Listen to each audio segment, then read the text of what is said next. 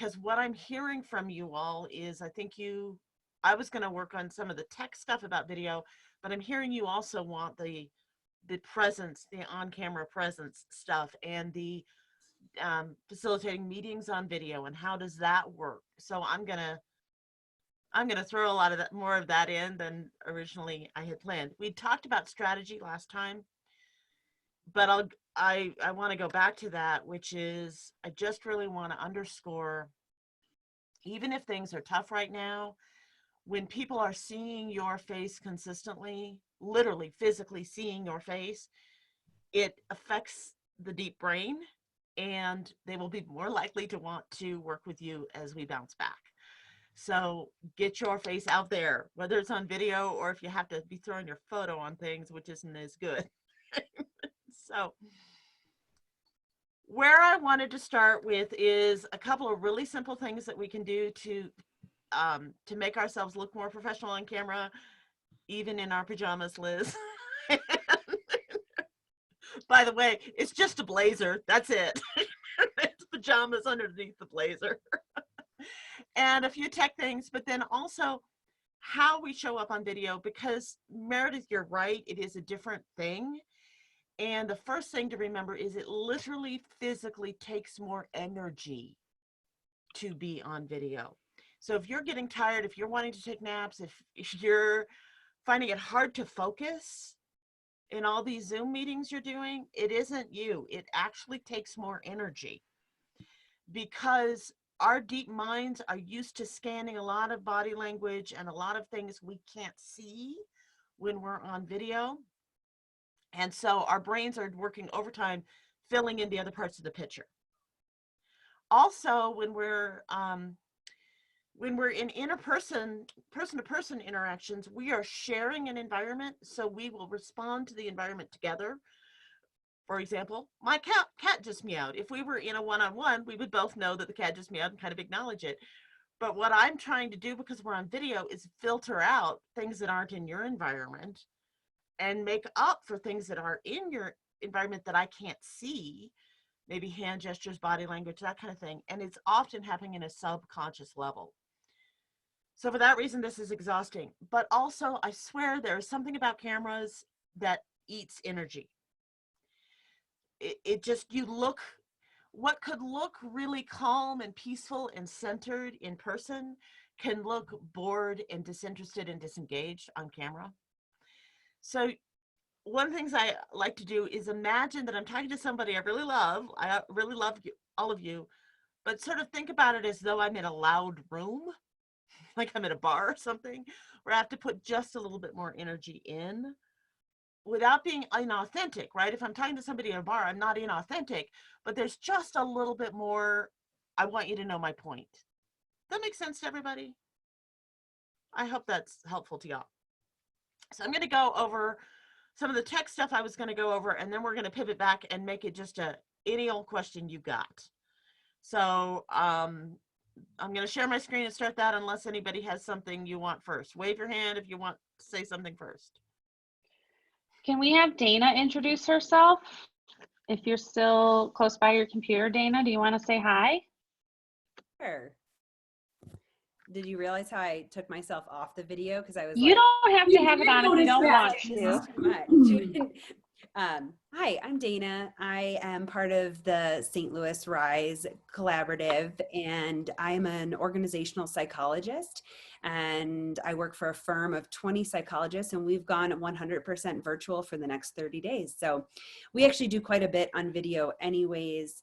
So this has been just probably a exaggeration in our work of the video component. So, and I am completely virtual. I'm actually not even in St. Louis. I'm in Colorado. So I'm living here for the next month. Yeah. Wow. That's awesome. Congratulations. Okay. And bless you for going to telehealth, because we need it now, and we're going to need it for even after the quarantine ends. It's a great thing. So yay. And Mari, I don't know, Dana probably doesn't know very much about you. If you just want to give a little quick blurb, and then you can head into your slides. Okay, so to make a story very short, that is a very long story, I had my first business when I was 12, and it wasn't a lemonade stand. It made the equivalent of 147,000 if you adjust for the way our economy went.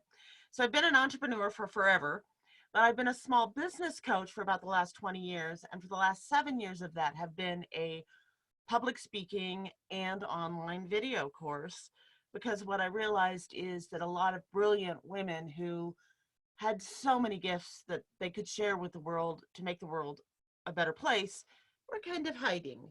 So I'm sort of your out of hiding person is really what I do, is I find brilliant women and I coax them out of hiding in various ways.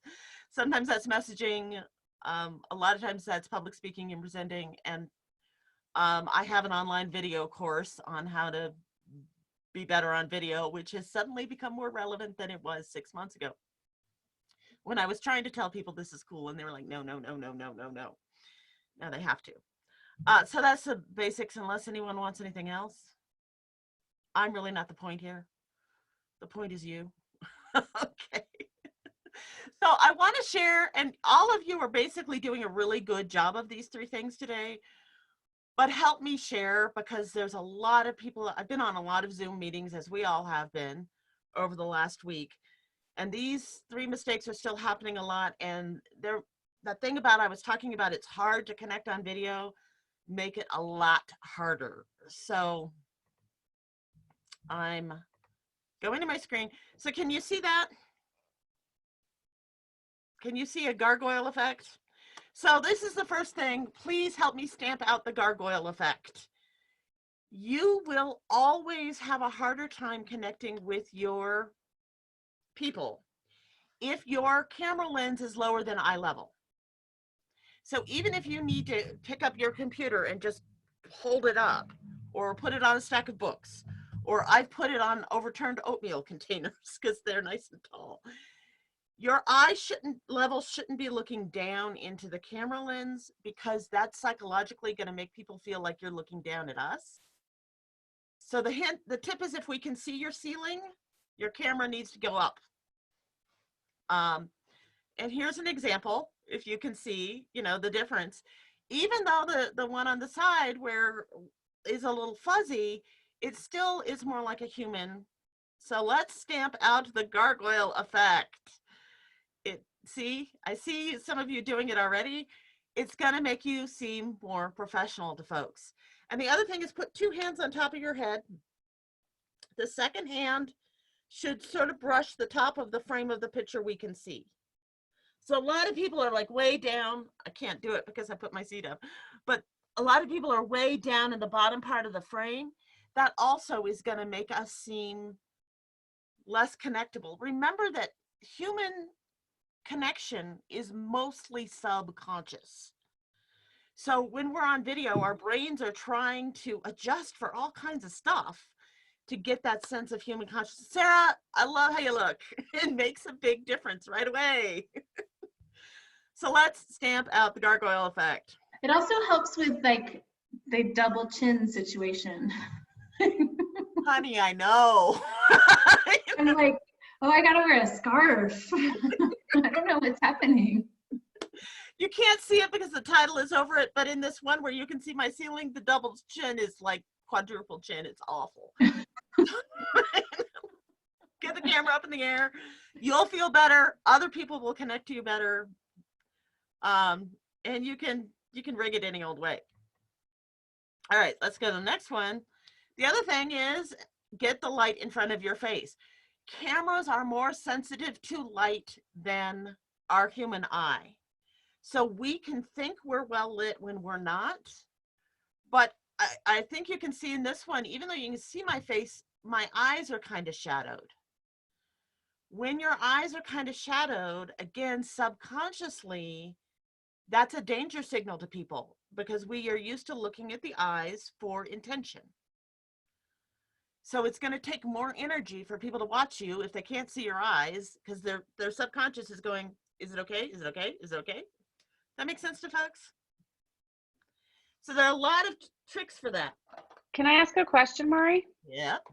What kind of, like what color light? I just bought a lamp on Amazon. It's coming. What light bulb should I put in? Is it soft white? That's the best? Soft That's a white. great Okay. question. Actually, you want white light. So you don't White light. want a soft light or a yellow light. It's going to make you look a little weird. I know I look a little white, a little too white here in today's look. Oh well. Trying to get my bedroom set up because it's the quietest room in the house. This was the best I can do. But here's a quick trick. Here's a quick, easy thing. If Amazon's still shipping them, you can get a box of this for, I think a box cost me 20. There were 6 of them. They stick on a wall or they stick on anything. And they have the first light color is white. Then you can change it. They've got red and green and blue, which you don't necessarily want. But the white ones you can stick anywhere so that you can get more light in front of your face. That makes sense? So, or as I think it was Meredith, or maybe it was Stacy, or maybe it's both. I can't remember. It's doing turn to face the window. Don't have the window behind you. So often we put the window behind us because that's just where we sit normally. And it's gonna, again, make your people work harder to get that connection. So if there's a lamp behind you, turn it off. If you can get a lamp in front of, behind the camera, turn it on. Any questions about that? If you're on a cell phone, there's another thing you can get, which is cost about, so this, I think it was 20 something for 6 of them. This is a clip-on ring light that you can clip onto your cell phone to get more light on your face. And the point of a ring light is you don't get the effect that you're sort of getting with me right now because I'm very pale. So if I don't really work on my light, oh, it's not as bad as it was. I don't really work on my light, I can wash out. The ring light puts the light around your face. So you can clip these on, cheap, cheap, cheap. The point here isn't that you need to look perfect. The point here is not that you need to look like a newscaster. The point here is I need to turn this thing off. It's going to drive me crazy. There we go. The point is just, it's already taking people you're connecting with over video a little bit of extra work. Don't add to that subconscious work because you're competing with their environment. You know, if I'm sitting in a room one-on-one with you and I start looking around and doing various things, I'm going to be very socially aware of that. I don't know if you've seen Zoom calls recently, but I was on one this morning where at least half of them were working on their phones, working on their computers, playing with their dog, because that environment is asking for attention. It's more real than us over the camera. So anything you can do to reduce the work for your people subconsciously is great. Any questions about that? Yeah, you're on mute. Unmute.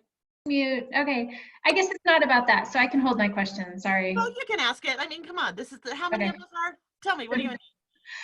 I find myself, I'm not sure where to look visually. Like I can tell, I have the gallery view on right now, so I can see everybody's faces. Yes. But when I'm trying to look at the things that you're showing, or if I'm looking at other people, I can tell my eyes are like looking at other over to the side. Or if I have a bigger monitor, so but the camera's on my smaller monitor, so if I move the video over there, then everybody's looking at like the side of my face.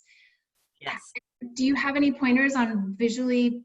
And also I get distracted by seeing my own face because I'm like, oh God, is that really what I look like? And then I have a hard time actually just being present with what I'm doing. Do you have any pointers around these ideas? Absolutely. The first one, and I don't have one handy within reach, but the first one is put a sticky note over your face. So you don't have to see yourself, right? But when it is a trick, because you want to look into the camera lens with creepy eye contact. The kind of eye contact that if you did it in person would get you arrested. Deep staring right into the lens when you're talking.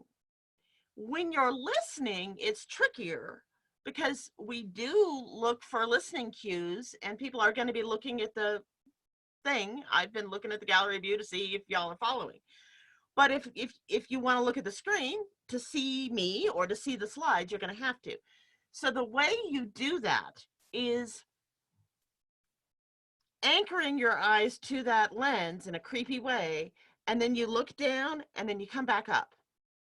And when somebody else is talking, especially if it's like a question and answer, or if it's a one-on-one meeting you're having, what you teach yourself to do is to start out really looking at them, check in with their body language, and when you can hear that they're going to come to the end of something, or when you can hear an emphasis in their voice, you bring it back up and you're just peripherally aware of them. So that you're always trying to come into the lens first, check in, and come back out. I'm going to have you unmute and have everybody tell me if that makes sense, because it's a little tricky and I want to make sure you get it. That sounds really hard. So Meredith, let's try right now. Okay. So I'm gonna make you bigger so I can see you. Just a second. Okay, there you are. So you're talking to me, right? You're looking. Talk to me. Okay. Wait, I'm looking at the camera or I'm looking at your video? No, never look at the face of the person you're talking to. When Okay. you're talking, you're looking into the camera like it's a window to them. So just talk to me. Okay. I'm staring very hard at the camera. Okay, do y'all see how engaged she looks? It looks like she's looking right at us, right? But it's so weird because I can't see you. I can like see you out of the corner of my eye. It's weird. Yes. You just have to learn it. Now you can check in, you can look down and then look back up, right? Okay, yeah. So you're doing it and you look great. Okay. Doesn't she look great, people? You look awesome, Meredith. That's totally working. It totally works. It's Yeah. weird. But Yeah. think about it. You talk to people on the phone all day and you can't see them. That's true, yeah. It's just an extension of being on the phone. Yep. Okay. Someone else practice. Someone else try it. Yeah, somebody else practice so we can see it. Hi, everyone. It's a beautiful day here in Denver. I'm so glad you all joined. Okay, do you see how she looks like she's talking right at us, right? All right, who else wants to go? I'll give it a try. I just have to say how wonderful it is to see everybody, and it is an absolutely gorgeous day out there. So even though we are relatively confined, trying to get out and get some fresh air is going to be great for everybody. Okay, that looked great. And I have to tell you, that looked better than when you did your original introduction. Do you feel the difference? It makes, again, because we need to create more contact on video because there's all these barriers, that creepy eye contact works. Cool. Hey, Anyone else? Mari, Yeah. do AirPods or headphones sort of signal to the person anything in particular? Not necessarily. Okay. I mean, it's much better to use them than to not use an external mic, because usually the sound on your computer tends to be a little tinny sounding. So any kind of external microphone is going to help. And I think we're very used to working that way.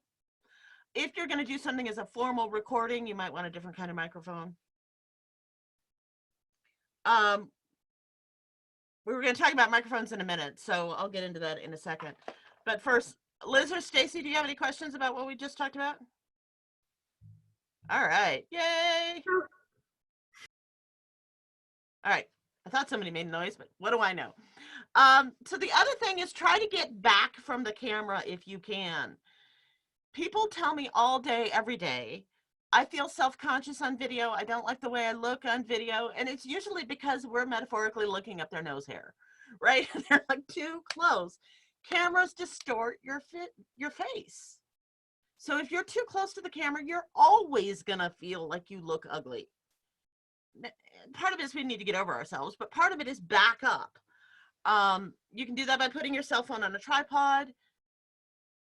If you can get them from Amazon, and if you feel like it, ordering an external camera that you can have farther away than the screen can be a great thing. So my camera is back. My screen, I can move right up in front of my face, which I kind of have to because I'm really nearsighted. So any questions about that? Yay. Yeah, All right. Mom, sorry, I had to unmute. So aside from the fact that you can see my ceiling and I need to raise it up a little bit, like, is this a good distance for speaking people, or am I too far away? No, the distance is great. The problem is your window. Yeah, no, I would not be sitting here, but we have to cram 2 people in an office, so we're working with what we got here right now. So. Honey, I understand. According to video, I promise I'll move. I completely get it. And the other thing about it is if you can't get out of the window, because sometimes you can't, just compensate with extra light in front of you. But your distance is perfect. Also, because if we're too close to the camera, and in addition to distorting our face, remember the psychology of it, it feels like we're in somebody's personal space, right? Yeah. I mean, this one picture of me here, none of you were going to get that close to me in real life. That's special invitation only. I have a question. Yes. So your camera is separate from the screen you're actually looking at right now. Is that correct? Yes, my camera's behind me, and then my computer. So what I have is a camera that connects in with a USB port. Okay. Does that make sense? It does. Yeah, and it doesn't feel like it. Like from the way you're looking at, like I hadn't guessed that was happening. Exactly. So, And okay. the key is the creepy eye contact. Right. Okay. Yeah. But that allows me to get that camera, the computer closer to me and keep that distance so that I can run, I can run the Zoom controls without it. Otherwise, I can only get as far as my hand tips, right? Right. Yeah. Okay. Okay, cool. So if we can get those 3 things, you're going to look better, even if you don't get beautiful equipment, blah, blah, blah. We're all working with what we can. Now, I'm going to try this. I don't know if this will work, so bear with me. Can y'all see that there? This little thing here?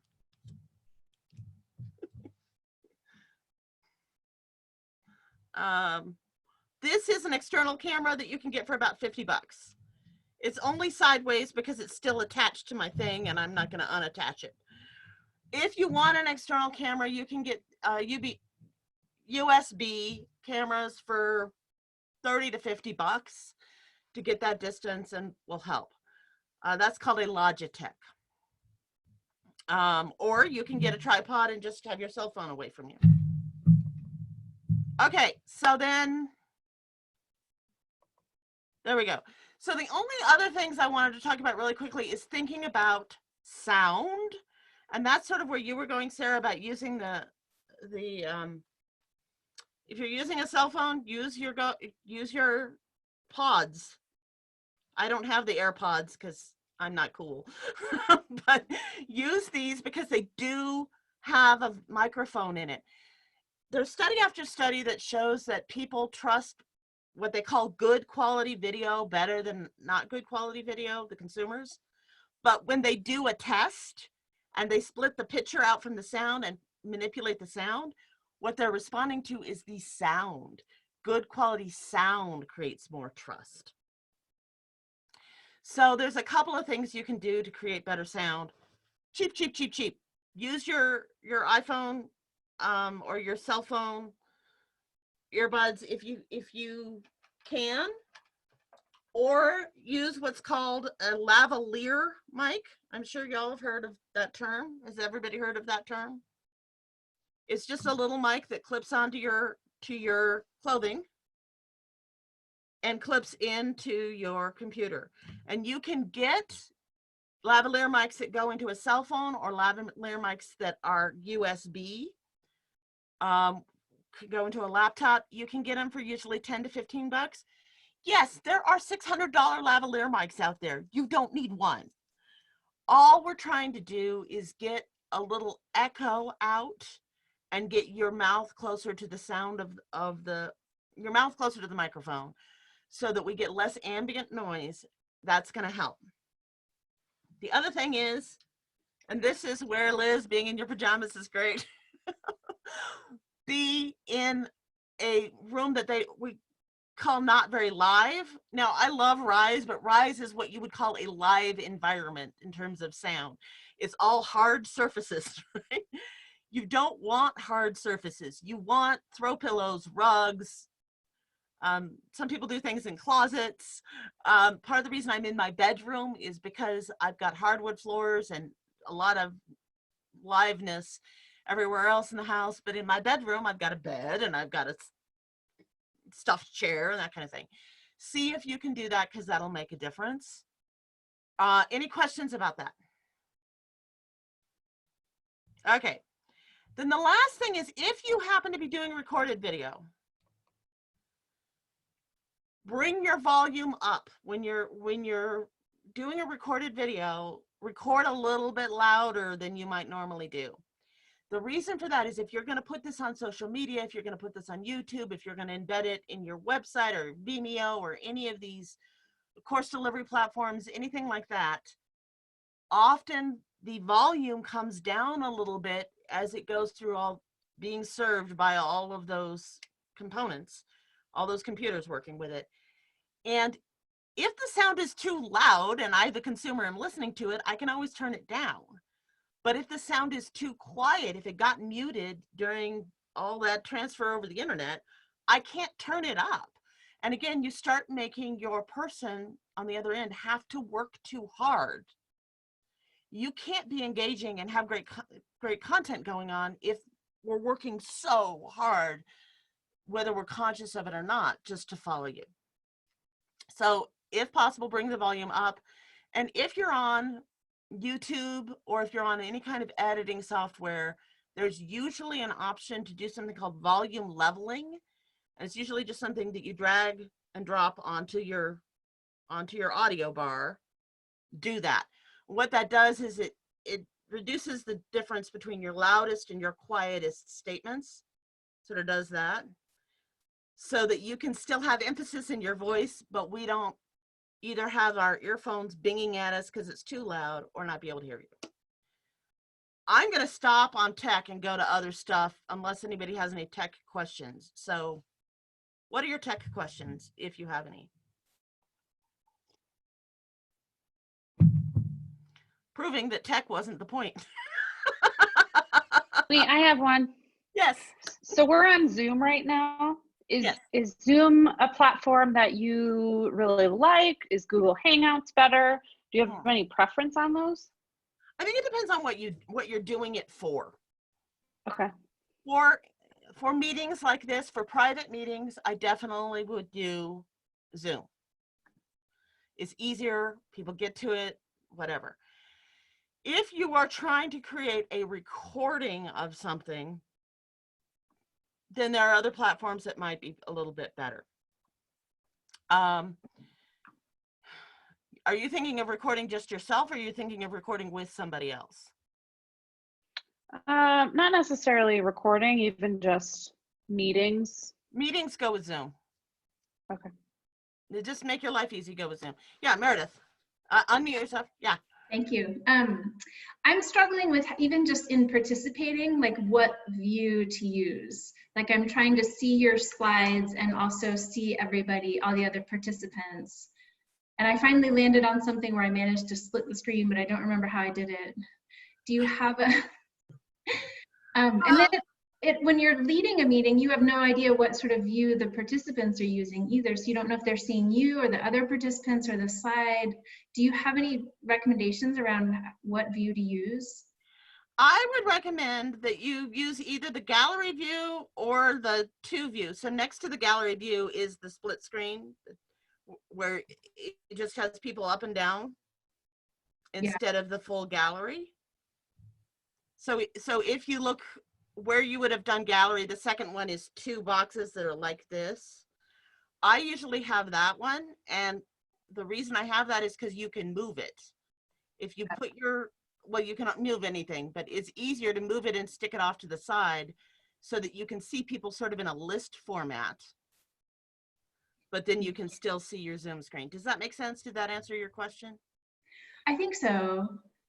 Like, I think I'm in that now, and I was able to like move the border out so like I can see everybody's faces. Yeah. But then I guess the other choice is just speaker view. Those are the only two choices I have. Yeah, the speaker view, if you are presenting as the presenter, the speaker view if looking at you doesn't make yourself crazy. Actually, let me reverse that. If you're presenting, often the gallery view is great because you can see people's faces and you should know your content.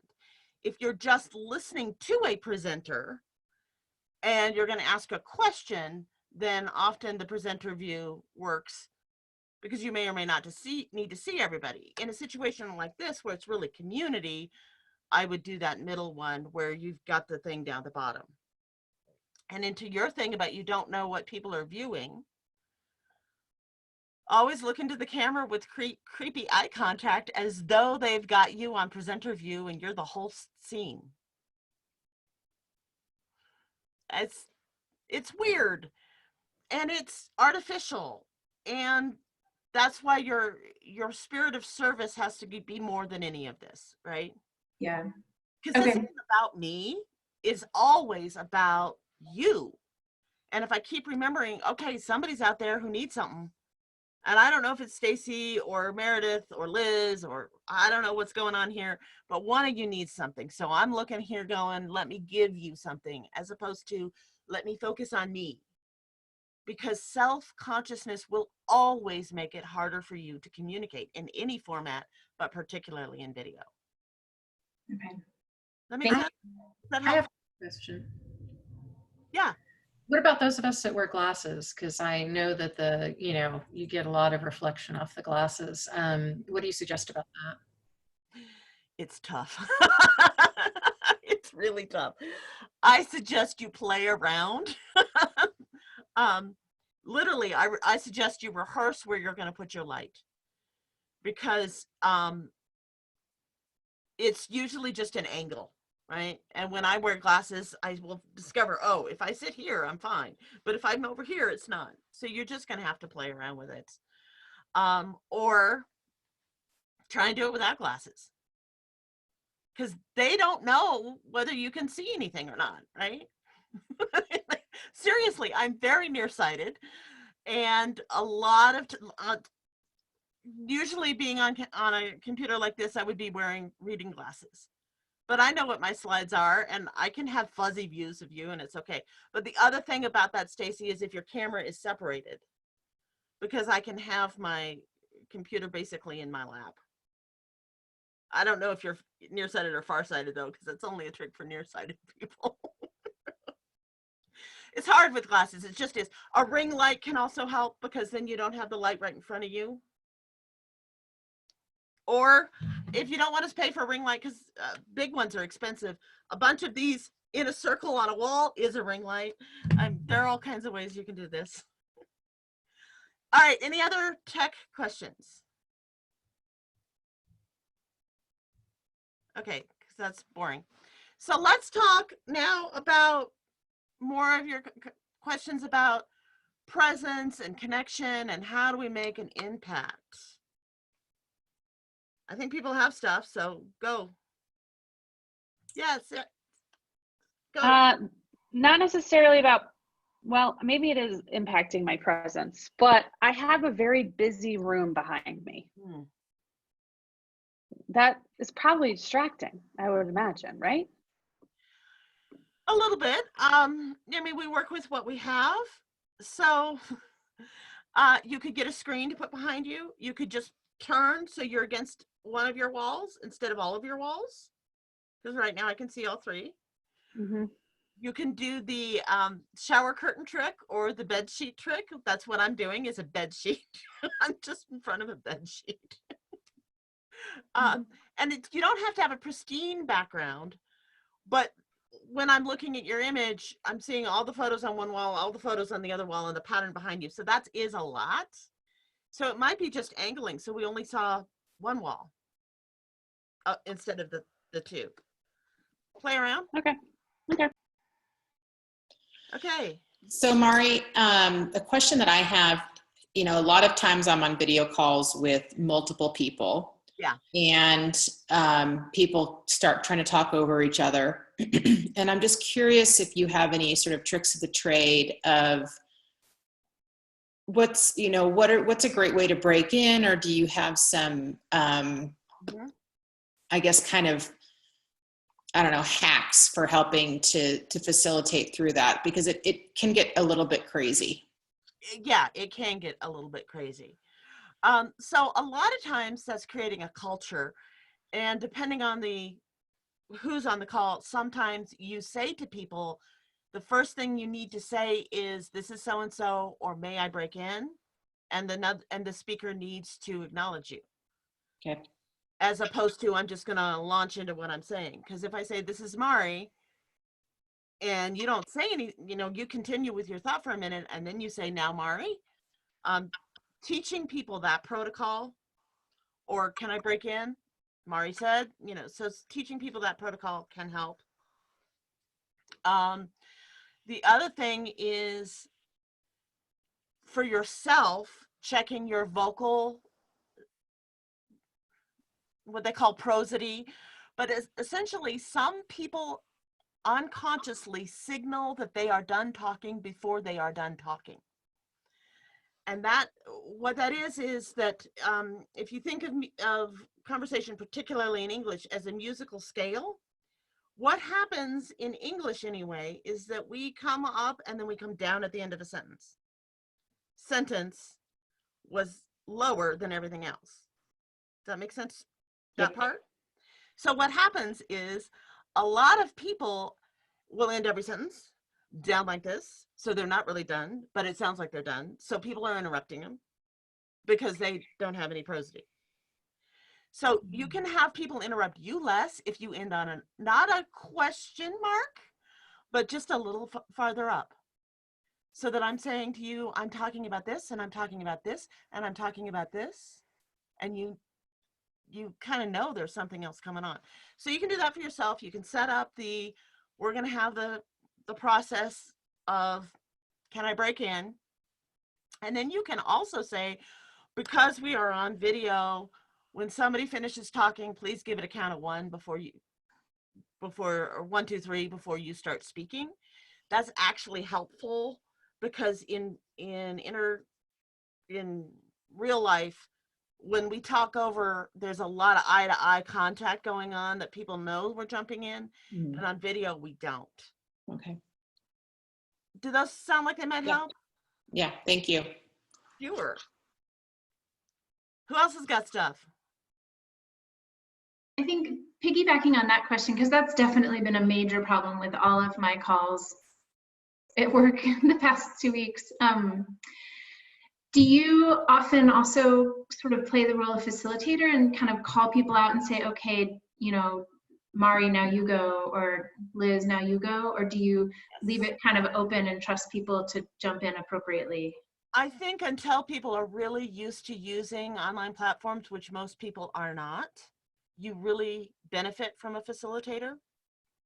And the phrase I like to use is, "I heard." I heard Meredith and Liz. Meredith, why don't you go first? That way it doesn't sound like I'm making a value judgment over who gets to speak, if that makes sense. It's just, that's what I heard. So it's not, Billy has the most important thing to say here. It's that I heard Billy. But I think facilitating is really necessary till people get used to it. What other questions? I love this. I love the ask me anything part. So I do have a maybe going back to the tech just for a minute. How did you change the screen background in this? Or and I don't want to take too much time, but I'm just curious. I guess what I was curious to try is if we all change to a neutral screen, what that experience would be like in terms of just the attention span consideration. So if you go to where it says start or stop video, there's a little arrow. Yep. And you can choose virtual settings. Mine is an actual live setting because I don't like the green screen effect, but we can all try it right now, right? So Liz, you go put your cursor over the bottom so you get the bar where it says participants and chat and share. Then go over to where it says, where you see the camera, it says stop video, but there's a little up arrow and you get a menu. Second thing is video settings. And yes, it says choose a virtual background, and I'm not doing it. I don't, and they don't give a choice, or on mine, there's no choice of just a neutral solid color. I guess you could upload something. You can upload things. Yeah, that's what I've got now. I don't have actually a neutral solid color because I was playing around earlier. So all I've got is the border. I figured it out. Clearly my lighting is an issue, so I'll undo that, but I got it. And that's a great, ooh. Interesting effect. Ooh. Is that a picture of Rise? So you're not in Rise, but you're doing a picture of Rise? I love it. Ooh, that's awesome. Oh. My So camera. send that to everyone so that we feel like we're at Rise when we do our stuff. For some reason, I can't. So I went to the videos Yeah. and then the up button That's awesome. settings. I want to find this virtual thing. This is cool. Where did you? Very bottom option should be choose a virtual background. Under there's video settings, and then the next one down is choose a virtual background. Nope. Meredith has different options than I do. I only have 4 options, and one is like grass. I have the grass one too. This one is like a video, not a picture, because it has movement. Yeah. I cannot find it. Maybe is it different on each computer? Maybe. Well, Zoom, yes. So this is something to know about Facebook and about Zoom and about YouTube, all these things. When somebody tells you, I have this video option and you can't find it, it is often because they roll these things out slowly. So you literally may not have it. So you don't have to go crazy figuring out what's wrong with you. I tried. So cool. So you didn't have one either, huh? Yeah. Okay. It might be do you have the option for video settings?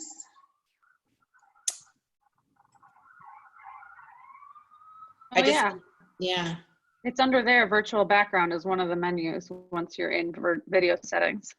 But my computer also says when I deselect the I have a green screen, it says my computer isn't viable for being able to change the background. Got it. All right. Maybe the quality of it. Is anyone else on a Mac? Okay, so, all right. We may have to have a little tech support session. We could FaceTime and then I'll show you what I'm seeing. Okay. Exactly right. All right. Sorry for taking us sideways on that. I was just, I would love to try to minimize. I mean, everyone's always talking about the angles, they're like, oh, your house. And I was like, okay, let's get back to the meeting, Yeah, and you can do just a solid color background. I mean, you can download just a graphic that's just a color if you want. Yeah, I'm gonna get onto the shower curtain situation. That sounds like a good idea. I'm telling you, it's all about the yardsticks. I have a video, I think it's in the Rise Facebook group, on how to do that. If I don't, I'll put it in, but it's just a yardstick and a clip. Stick it wherever. Stick it over doorways. And so that, although I love your Rise thing and your lighting is good enough, it's working.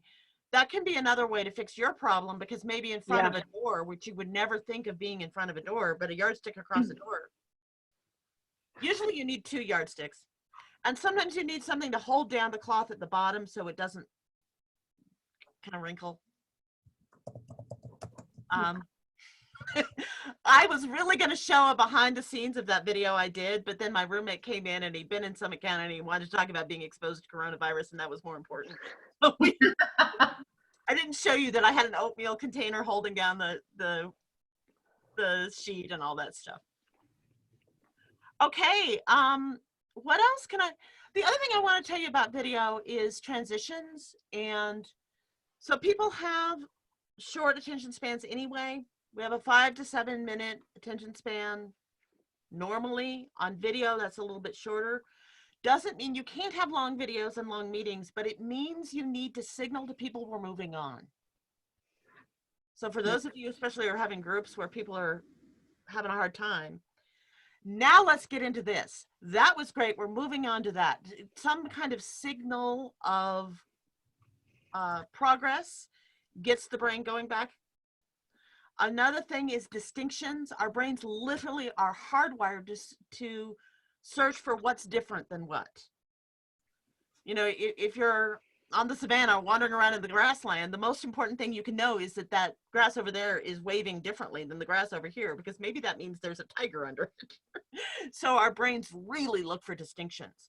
So a lot of times in natural one-to-one communication, those distinctions can be very subtle. They sort of flow as part of the conversation. But often when you're doing video, you want to say, this is not like that.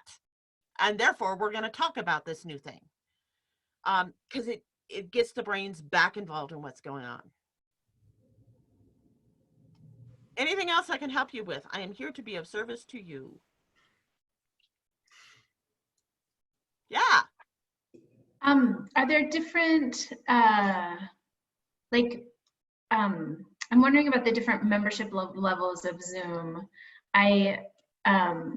I've got like a free account for myself, but it has some limitations. And if you have a group meeting, it can't be more than 40 minutes. I'm pretty sure I'm going to just do the $15 a month thing just to be in touch with friends. But are there, are you familiar with the different levels of the access that they offer, and what do you recommend or what do you use? I have the professional level. I'm not as versed on that, but what you do, the reason I have the professional level is because it gives me longer recordings, so that I can record an hour-long something and then chop it up. And Meredith, that might be relevant to you, because you might be able to do CEUs for other therapists or other secondary income streams if you can get stuff off of Zoom. So I'm really not the Zoom expert, but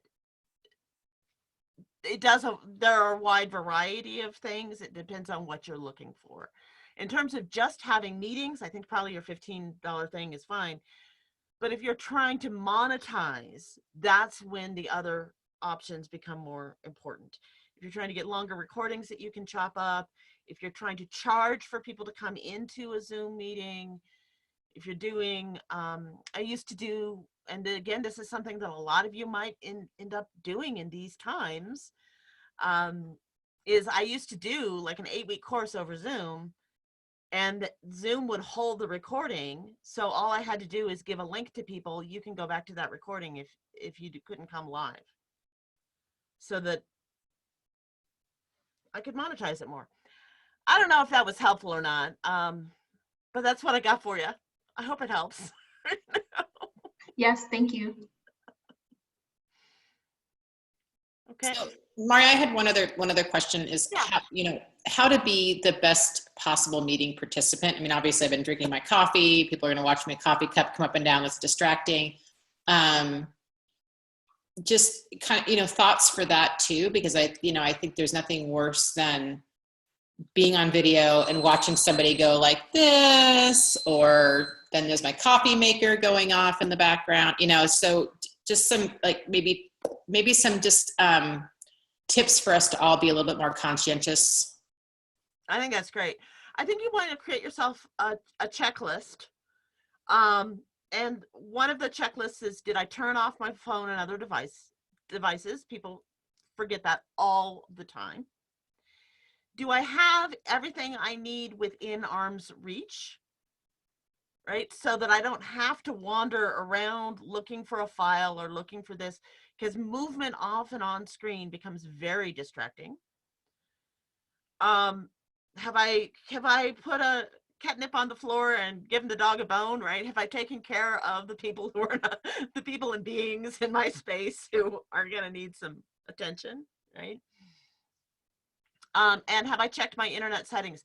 One of the things, particularly for Zoom, to save yourself a nightmare, folks, it is usually a great idea to shut down all your other programs and reboot your system right before you get on a Zoom call, because it eats memory. And if you've got something else that was on, even if you aren't using that, it can start eating memory, and you can start getting sound feedback because your memory is screwy. Or you get the camera glitching and all of those things that are mysterious that you don't know what happened. Just restart your computer. It will make life easier. Even sometimes when you have closed a program, your CPU is still running, working on something I don't pretend to understand everything there is to know about that. I just know it happens. So turning all of those things off, and then making sure you're muted when you are not talking, because you set down your coffee cup, two things will happen. It could create sound, but if somebody is on presenter view, it will switch and look at you because it does it off the sound, not the visual. So that can be annoying. And I totally lost where I was going. So making sure that you're on mute, and then if you do need to step off camera, close your camera, your video first, and then step up and go get your papers or whatever you forgot. Back to that story I was telling in the beginning, I don't know if everyone heard about somebody who was on a meeting, was looking very professionally, everything was going fine. She's like, oh, let me get that file. She stands up and walks across the room to get it, and she wasn't wearing any pants. And I don't think she remembered that she wasn't wearing any pants. And then we had the thing of, do we tell her about that or not? Because we all just, but even if it's nothing like that, it's going to be really distracting. So if your camera goes dark and then you move around, that's better. So just make yourself a little checklist, but also remember that usually Zoom meetings are informal. If I see somebody drinking coffee, so what? I will say though, that for presenters, I was noticing this on a meeting today where somebody had to do a 7 or 8 minute presentation. You want to get exaggerated visual feedback. You know, you want to nod your head, you want to clap, because if everybody's just sitting there, this person was getting more and more nervous because they weren't getting the cues that you might normally when you're presenting to a group. And then they started to get wonky. So a little extra head nodding never hurt anybody. Cool. So as we wrap up, I'm going to do a plug here that I do have an online video course that's on how to use all these things, how to use video well, and also how to pivot to making money using video. Because we are in a day and age where some of us may need to be doing secondary offerings that are digital to keep ourselves relevant. Whether those are secondary offerings that we are just giving to existing clients as added value. In some cases you can do, here's a 5-series video on how to fix this problem, and I'm going to give that to my people as added value. Or whether you're doing it to make income, because some of us need to do that too. So I do, and certainly if it's right for you, take it. Some of you are taking it, and I'm very excited. If it's not right for you, that's great too. But please share it with people you know who are having a hard time pivoting to video, because we don't have to do this poorly. We can do this well, and the economy is going to bounce back, but it will bounce back differently. So if you're really good at this virtual thing, you're going to position yourself uniquely. And whether people are conscious of it or not, they're going to trust you more and come to you faster because they saw your face and they saw you showing up in a certain way, showing up like you're really in the game. So, Hey, Mari. Yeah. Can you give a little plug for your Thursday session as well? Oh, it's like Thursday. Yes. So we're going to do we're going to do one more of these. So there were 3. We started with strategy. Today was tech and performance. And then on Thursday, we're going to talk about, okay, so if I am trying to create digital products, or if I am trying to use video to increase my reach right now, how do I do that? How do I put myself out there and use video more, particularly because the space just got way noisier than it was 3 weeks ago. Everybody and their hamster is emailing me about their Zoom, whatever it is, their Zoom workout, their Zoom dance party. So how do we put ourselves out there in ways that are going to have an impact and not just make us work too hard? Because I'm not into hard work. I'm into lazy. I am so lazy. Well, thank you, Mari, and thank you everyone for being here. The next session